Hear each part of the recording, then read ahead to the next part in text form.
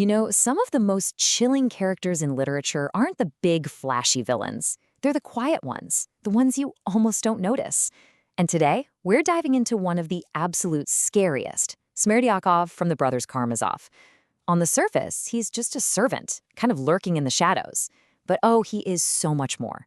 He's the living, breathing result of a terrifying idea pushed to its absolute limit. His entire story just hangs on this one awful question. What happens when a big philosophical idea breaks out of the classroom and lands in the hands of someone who takes it, well, literally? As we're about to see, the answer is a complete and utter disaster. Okay, so to really get Smerdyakov, you gotta start with how everyone else sees him. On the outside, he's just the resentful lackey. This is our entry point, the first layer of a very, very dark onion. This right here is the toxic soil his personality grows from. I mean, think about it. He's the illegitimate son of Fyodor Karamazov, the very man he works for. Every single day, he's reminded that he's a nobody, that his origins are shameful. He's an outcast in his own house. And that kind of rejection, it just builds up this deep, simmering resentment that's just waiting to boil over. But see, his job and his family situation, that's only half the story.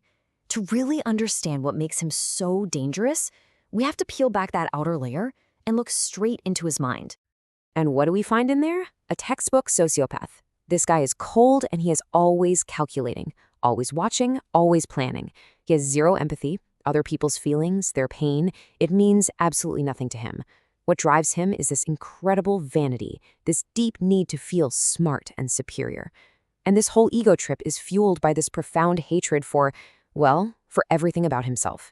He hates his country, he hates his mother, and you better believe he hates the father who never once acknowledged him.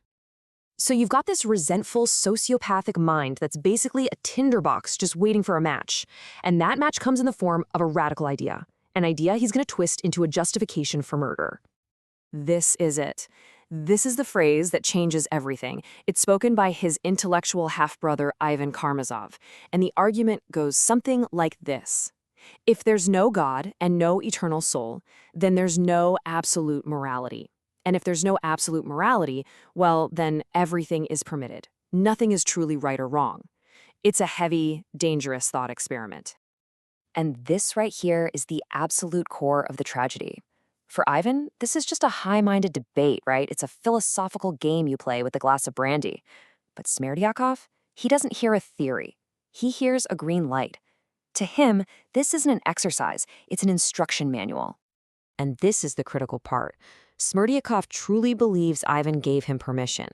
By arguing that there are no moral rules, Ivan basically bulldozed the only thing stopping Smerdyakov from killing their father. You could say Ivan wrote the philosophy, and Smerdyakov just put it into practice. This is where Smerdyakov's role gets really twisted and horrifying for Ivan. He stops being just a servant and becomes something else, a dark reflection that Ivan just can't escape. To really get this, we can borrow a concept from psychology called the shadow. The shadow is basically all the parts of ourselves that we don't like. The dark thoughts, the ugly impulses that we try to push down and pretend aren't there. It's kind of like our darker, unconscious twin. Well, Smerdyakov is Ivan's shadow brought to life.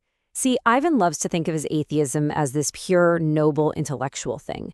But when he looks at Smerdyakov, the murderer who used his exact philosophy to justify his actions, he's forced to see the ugly, bloody, real-world consequence of those ideas.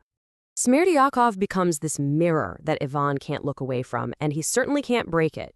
Every time Ivan sees him, he's seen the destructive potential of his own logic made flesh. He's seeing the monster that his own ideas helped create. Okay, so now we get to the climax.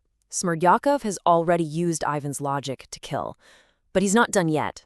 He has one final, devastating move to make, one that's designed to trap his intellectual master forever. He kills himself. But let's be crystal clear. This is not an act of remorse. Not for a second. This is an act of pure, calculated spite. For a guy like Smerdyakov, who has no belief in God or humanity, death is just another tool. It's a final weapon, and he aims it squarely at Ivan. I mean, look at how brutally effective this is. First, he takes himself off the board. By doing that, he takes the absolute truth of the murder with him. He's the only other person on Earth who knows what really happened, that Ivan is technically innocent but morally guilty. And without his testimony, Ivan's guilt becomes this permanent psychological prison he can never escape. It's the ultimate checkmate. Smerdyakov completely robs Ivan of any chance for closure. Ivan can never prove what happened. He can never truly confess. He's just left to drown in the weight of his moral responsibility for the murder. He's trapped, and Smerdyakov made sure of it. And that, right there, is why Smerdyakov is so much more than just a servant. He is the lackey of the soul.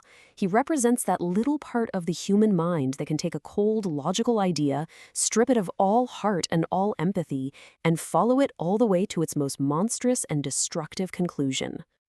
So the whole thing leaves us with this really haunting question, one that goes way beyond this one book. Are we responsible for how other people interpret our ideas, for what they do with our words? Smerdyakov is a terrifying answer. He suggests that once you let an idea out into the world, you might not have any control over the monster it becomes.